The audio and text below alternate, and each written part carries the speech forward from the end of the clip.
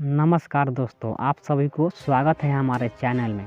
तो हम आप लोग के लिए एक न्यू अपडेट लेकर आ चुके हैं। तो आप लोगों को बता दूं कि प्रमोद प्रेमी यादव का एक न्यू सॉन्ग आने वाला है, जिस सॉन्ग का नाम है बाबू बस तुम्हारे हैं।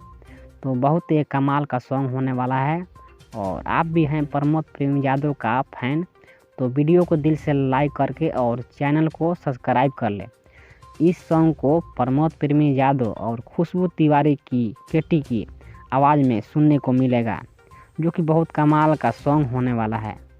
और इस सॉन्ग को लिखे हैं जादव राज और संगीत से संवारे हैं रोशन सिंह। ये सॉन्ग आप लोगों को 17 जनवरी 2023 को समर फिल्म इंटरटेनमेंट पर सुबह 6 बजे रिलीज़ किया जाएगा। तो दोस्तों, आज का अपडेट यही था। तो आज का अपडेट यहीं पर ऑन करते हैं। मिलते हैं अगले वीडियो में, तब तक के लिए जय हिंद जय भारत।